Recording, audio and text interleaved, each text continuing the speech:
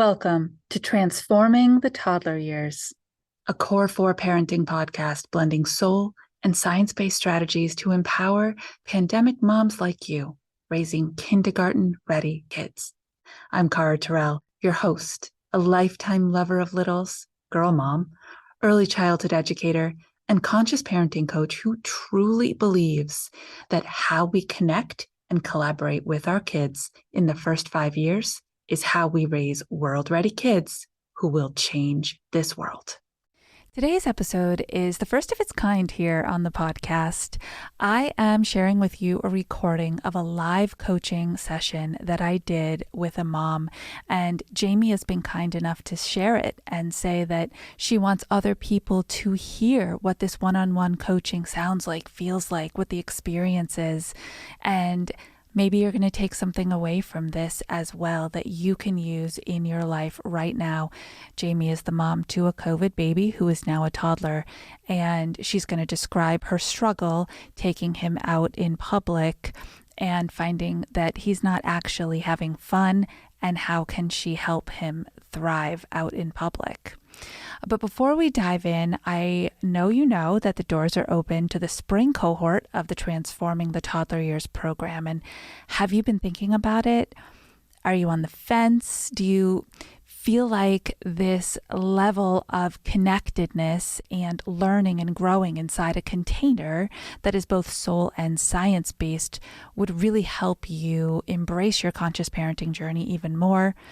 Well, I want to tell you that I have a bonus that is yet to expire, but it does tonight at midnight Eastern Standard Time. You may need a little extra support beyond that live group. You might need a little bit more that's just about you and your family.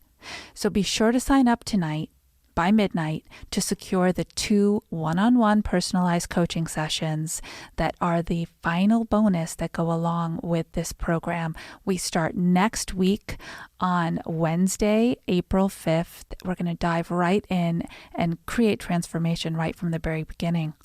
Because my job is to help you anchor your parenting GPS and design a personalized parenting toolkit that works for you, that are handpicked from the soul and science-based strategies you're going to learn through the modules. So if this sounds good and you're like, okay, yes, this is actually what I needed. I need the program, I need the connection, I need the accountability, but I also need some one-on-one support, then for sure, head over to caratyrrell.com/transform today and grab your spot. Today's episode is special. You're going to listen in on a live coaching call that I did with an amazing mama named Jamie and her struggles currently with her 2.5-year-old son. I hope you can relate to some of these and that you can take some pointers, tips, tricks, insights, heartfelt and soul-led connections away from our coaching conversation. If you're in need of one-on-one coaching, please just click the link in the show notes, schedule your free consultation with me, and let's see how we can work together. First, Jamie, I want to say thank you. Thank you for trusting me to share this space with you and see what can come out of it. Parenting is a very intimate and special journey, and so it takes a lot of trust. So I really, really value that. Yeah, thank you for creating the space for this, because it really is. And I was thinking about it the other day. Back in the day, you leaned on your parents and probably your grandparents because we were having kids so much younger. And I look at my parents and they're like, we didn't have to deal with this, or the way they dealt with it was very different. And you're kind of like, oh, now where do I go? You're absolutely right. We have to create and choose our own villages. Mm-hmm. And that is an adventure in and of itself in the world we live in now. So share with me what your current situation is, and we'll go from there. Awesome. Sounds good. So it's changed since you and I initially talked. So what has happened is that we all got the stomach flu about 2 weeks ago. And my son really needed mommy during that time, which is understandable. You're like, okay, I get it. And in the past, it would take about a week and then he'd be like, okay, I'm back to normal. I don't need mommy. What's happened now is that it's mom, and he's very attached to me. It takes a lot more work to get him to stay with the nanny, who he used to be able to be like, she would walk in the door and he'd ignore me. Now it's, wait, but mommy, I want you still here. If I'm the only person who, if I put him to sleep, I have to stay in the room. Everybody else can leave if they're putting him to sleep, but mom has to stay in the room. So a great example of last night, I was a foot away from him. He said mommy in some form or variation over 100 times. And I was literally a foot away from him. So we're getting this attachment to me that I, appreciate and I love, and I know it's natural. And yet there's certain things that are starting to shift. And what I initially talked about with you was that we went to music class last week, and I was like, okay, this will be great. He's going to go to music class. He's going to sit with his nanny at the music class. We have 2 nannies, so I'm going to differentiate between them. This nanny is a little bit newer and still getting used to him. And I'll be just outside working. Well, that didn't work. He held her hand and looked the whole way behind him looking for me, and then came and found me. I was like, all right, so we're going to go to music class together. But then when we were there, all of 5 minutes into it, and he found the door and walked out. Obviously, I walked out behind him. Right. But he was just like, I don't want this. I'm not going to music class, and left. And I don't know how much of that is packed into the mommy, you weren't there initially, and how much of it is, I don't care about music class. Now, we've been to music class before. He's enjoyed some of them. Sometimes he doesn't. Sometimes he's into it. So that's where we're at. Wow. A lot going on. That's basically, you wake up in the morning and you say, I'm on. Like, I have to be on all day long. And all day long.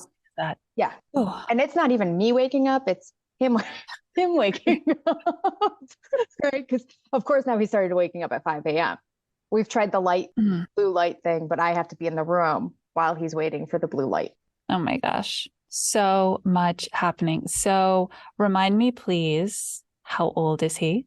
He's 2.5-ish. Okay. So a couple months before he's 2.5.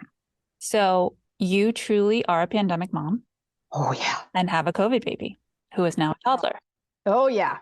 So this is our zone right here.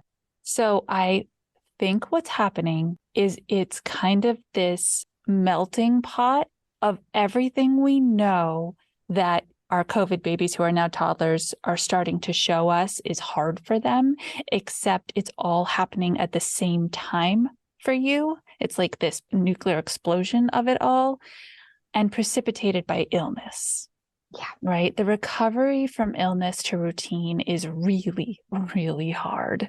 And it does take a long time. So what we're seeing is that levels of social anxiety are off the charts for our 2.5-year-olds. We've never seen these levels before with kids who had such insulated connection to the family unit from birth. We're seeing levels of interpersonal anxiety. Stranger danger is so intense for these littles. And we're seeing it at preschool, right? Because now these kids are starting to transition there, and that separation is not quite like yours, right? That's an all-day separation, and the struggle there is intense. We're seeing lots of connection between, in your case, mother and child, but kids not necessarily able to process what they're feeling well enough to put words to it so they can advocate for themselves for what they need from you. Well, and to add on top of that is he's slow. He's in early childhood development. And so we are very limited in words in general. Mm-hmm. We've even talked to them and they're like, he's great at communicating. He just doesn't use words to do it. But now he's starting to get to that place where, and I've seen it, where concepts are starting to show up and he's like, I want to be able to say this thing, but I can't. Right. Then he drops it. Luckily, he doesn't get overwhelmed by it. He's like, okay, whatever. That is a blessing. It's a huge blessing. Well, I mean, there's times, but then I'll sit him down and be like, Mommy's trying to understand. Right. Let's slow down. Okay. Yeah, absolutely. So I think that's what's happening. Okay. Right? Is that there's this internal pull that's just exploding, and he is trying to make sense of it, feeling by feeling, emotion by emotion, setting by setting. So let's back up to the music situation, because I want to pull that apart a little bit. Why did you want him to go? Was it that you were looking for something fun for him to do and thought you could get some work done at the same time? Or was he indicating that he had been before and wanted to go again? So I'm in Chicago. It's winter. I'm going to put that out there because this is where my head was at, is that I was like, we need things to do so that we get out of the house because we're all going to go stir crazy. And so we had done music class before. He seemed to enjoy it. So I was like, all right, we're going to do another round. I didn't sign him up for the full 10 sessions. I was like, I'm just going to do 5 sessions or 6 sessions, whatever it is. We're doing gymnastics and we're doing sports. And I was like, okay, those we'll go all in on. But music, I was already kind of like, I don't know. Now, his nanny already was scheduled for Fridays and she can't drive.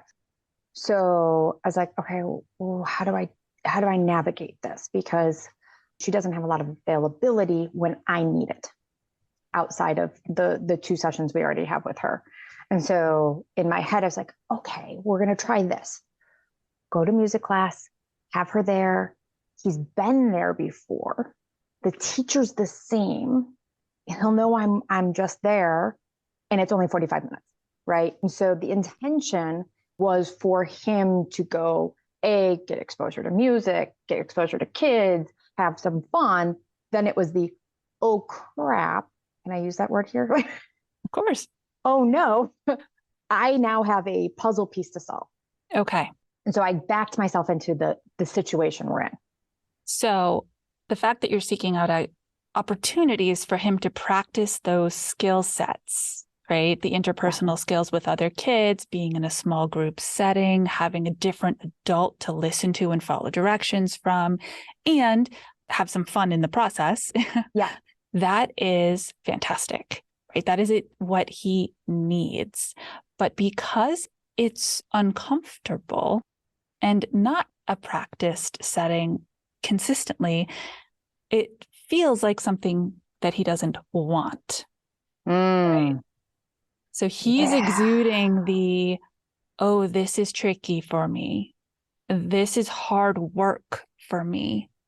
Everything about it is something I have to pay attention to and feel and then make choices. And so he's looking for... And the teacher is a little too strict. Oh. And I think multiple times, even before this last one, she's been like, now we don't take things out of the bag until we're told to. It's 2.5. 2.5. Right. Right. So, and that happened during that session. So I can see where you're going. Like he's in this place where I'm navigating all these things. And then this lady just said, no, I don't want her to be in this space where I'm being told I can't hold this toy. So his fallback is, I know who my safe person is. Yeah. I know who my safe place, aura, energy, connection point is. And that's mom. Because I don't know your nanny, but I know it's probably not a situation that she can navigate all that effectively either. Nope. No, she's on the early stage of nannying. She's a college student, right? And so I would actually venture she's more a babysitter than nanny. Okay. Whereas the other woman we have is far more nanny. And the way I make that distinction, in case anybody else is listening, is that I feel like a nanny is looking at them from the bigger picture, looking at them more from how do I, in essence, raise the kid? Whereas the babysitter is like, I'm just going to play with you until mom comes back and maybe feed you. Yeah. Babysitters keep you safe and fed and warm and dry and healthy. Yeah. And have some fun. I totally agree with that assessment. Yeah. So the point is, we really still need this experience in some setting for him. Yeah. So you're saying that you have other spaces that can fill that role. Which of those does he seem to prefer? He likes both of them for different reasons. One, the sports one is the first time he's doing something with daddy, which was another key thing. I made sure that there was a daddy, you're taking him. Mommy gets time alone. And then also they needed to bond. I mean, even my husband was like, why does he always go to you? And I'm like, because I'm the one who gets up at 3 a.m. for him. But creating that bond for them. And they come back, initially he's like, no. He doesn't like going anywhere. Part of it is the car seat. Car seats are not fun for him right now. But he definitely doesn't, like, if he thinks we're leaving, and he's not interested, doesn't really understand it. He's like, I don't like this. So we're trying to repeat, like, that was sports. So when we talk about sports, that's what you just went to, so that he can start to connect that a little bit.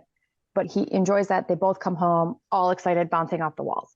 Gymnastics, he likes for a different reason. One, it's full-fledged free time and he can climb anywhere and everywhere. I mean, he's a climber. So, the couch and the chair we have is not enough for him. He's got a whole gym space full of things he gets to climb. Okay. And let me just follow with this question. Who takes him to gymnastics? I do. Okay. So he has one activity that is daddy and me. Mm-hmm. He enjoys it. He comes home feeling fulfilled afterwards, even if getting there and back in car seat, it's a different conversation, is a problem. Yep. He has one activity where he gets to use all his gross and fine and body motor movement and pull out all his 2.5-year-old energy. And that's a mommy trip. So do you feel like continuing to ask him to do music makes sense right now? Or is he getting what he needs from these two other situations? I feel like he's probably getting what he needs. I kind of get to the place, as we're talking, and even before we started talking, I was like, I don't know if you like music. You might not like the music class, and you may not like the teacher. Because we did go to another session where all the kids were very excited and there was a substitute. So here's what I would ask. Yeah. Have you had these conversations with him? Have you opened a conversation that sounds like, I thought a music class would be really fun. Do you think it's fun? No, I have not asked him that. That would be a great place to start, to have a guided conversation, and you can bring in the other activities into that conversation too. Yeah. I know when you go with daddy to sports, you have fun, you play with other kids, you get to kick the ball. I know when I see you at gymnastics, you love climbing, you're always smiling, whatever the fill in the blanks are. Mm-hmm. But, your teacher is a fun person to be around. Ask him, tell me about music. What do you think about it? So I like the do, because he can say yes or no. The tell me about it. How do you do that with with a child who really, he's got mommy, daddy, Uma, Papa, blue, juice, and maybe a handful of other words. Okay. That is a very limited vocabulary. Yes. A couple of ideas. Pictures. So you probably could pull this off the internet or something, a picture of one of those music classes, since you don't. Yeah. But I always highly recommend personalizing the photos that you use. So next time you go to sports, have your husband take pictures of him doing it. Next time you go to gymnastics, you take pictures of him doing it. We've got those. Oh, perfect. Of course, we're all pulling out our phones all the time, right? How could you not? Yeah. When he's having a happy moment, actually smiling in his car seat, take a picture of him happy in the car seat. Let's start these conversations using a tether that he knows, because ultimately toddlers are tiny egos, right? Everything's about them, him. And so you can start conversations through pictures and story tell. Pull that image off the internet. I see the kids in this music class dancing and smiling. I see them shaking the instruments. I noticed that was hard for you. Just try to start feeding him emotional conversation. Even if he can't reflect it back to you, receptively, he's getting it. Yeah.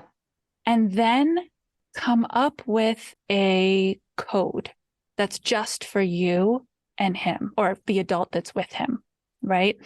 A simple one is a thumbs up or a thumbs down, right? If he's not loving it, not loving it. Yeah. Easy for me, hard for me. Give him ways to use his body to express, since the words aren't working. And I think you and I have also spoken in the past about incorporating some sign language. Mm-hmm. Right. So what I just did is a gesture, Yeah. universally known and understood by all.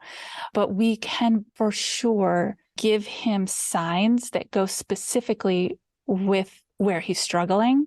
And then that will help him communicate effectively with you too. Yeah. I love adding the sign, the symbol, the physical piece, because I did when we first went back to gymnastics class. He was like, no, no, no, no, no, no, no. And I was like, okay, here's what we're going to do. We're going to go try it. If you don't like it, you let mommy know and we'll leave. But I like tying it to like, this is how you tell mommy. Mm-hmm. Give mommy a thumbs up. Okay, we'll stay. Give mommy a thumbs down. Okay, we'll leave. So that really works with the situations where he feels safe, right? He feels safe with your husband. He feels safe with you. Yeah. If you were to continue, or I'm sure there will be opportunities in the future, there have to be, where there's a drop-off opportunity, or it's the nanny is going to take you, full stop. Then we're going to have to be able to do more in-depth conversations about, it's my job to stay home and do my work. It's your job to go to, just for the sake of this conversation, music class and have fun. And in order to have those higher level emotional conversations, and in order for him to feel safe, to be independent and to make those choices, even when it's hard, even when it's scary, even when the transition is tearful, but then results in the fun at the end, he's got to start practicing that style of communicating now. Yeah. Awesome. It's given me a lot of different ideas and perspectives to look at. Because I've started doing some of that, like the mommy's got to go to work. You're going to go have fun. Like, this is what you're supposed to do. But being able to build off of it with the pictures, and even just, I can see tying in pictures of different emotions and being like, yes, look, this is you having fun. This is, I mean, I don't have a actually, I think I do have one picture of him crying, but purely accidental. He was happy, and then all of a sudden it just happened. But being able to build that so that he can start to be like, oh, okay, so and even having him have access, be like, oh, he could point to those pictures if he needed to. Oh, that is such a good point, Jamie. That's such a good point. And don't be afraid to take those pictures. I know that our mom heart wants to take the pictures that are pretty and fun and smiley and happy, but we're building an emotional vocabulary for our little human beings that is more than just, I'm always happy. Yeah. They need to know what frustrated looks like, what angry looks like, what overwhelmed looks like, what overtired feels like. They have to be able to identify both sides of that emotional coin. And so continue to use words like that. Feed the emotion. I can see that you look overtired. You don't want me to leave this bedroom, but your body is clearly showing me how tired you are. Yeah. And then the last thing I'll say is, specifically with the emotions, once you start to build that emotional vocabulary, you could reach back out to me and we could build you a personalized sign language toolkit of emotions so that he would be able to, if he couldn't say it, he could show you, I'm scared. Oh, I was like, what is that? I'm scared. Yeah. You can't see me, everybody, right now, but I'm using my hands and I'm making my sign language face. Or he could tell you, I'm overwhelmed. Yeah. And that would be a cue. Well, first, he would be labeling his emotion. The power in that is huge. He would be communicating the emotion that he labeled, which is another big step. And then you would have a landing point to come back from and say, okay, so we're just going to sit over here for a minute, take a break. Yeah. Yeah. I like that, because I do know when he's scared, because Does he? Oh, yeah. Because this morning I was giving him pretzels. And when he went in, the pretzel box dropped and he got startled. And I initially was like, it's fine. We're just going to put the pretzels in. And I looked at him. It's like, you're scared. Did that scare you? And he was like, yes. He doesn't know how to say yes. It's like, okay, so that startled me too a little bit. And we can get startled. Yeah. But he definitely, like, I think he's learned scared really early on, because there was a moment where I asked him, I was like, now you tell mommy if you get scared during this. And he tapped me on the shoulder. I was like, are you scared? Yes. Like, okay. Amazing. Yeah. Yeah. We have packed Sweet a little lot kid. in, and Yes. I hope this feels still like an okay amount for you to process. Yes, it definitely is. And I think I have a good landing spot to start, Okay. to be able to like take some steps forward and build off of. Fantastic. Well, I'm so glad that we were able to share this space, and just keep me in the loop. I really I want to hear will. how things are going. Thank you. I will. Thank you for the space. I appreciate Absolutely. That's what I'm here for. it. Thank you, Mama, for making time for yourself and prioritizing your parenting, listening to this podcast. Until the next episode, stay mindful and proactive as you transform the toddler years.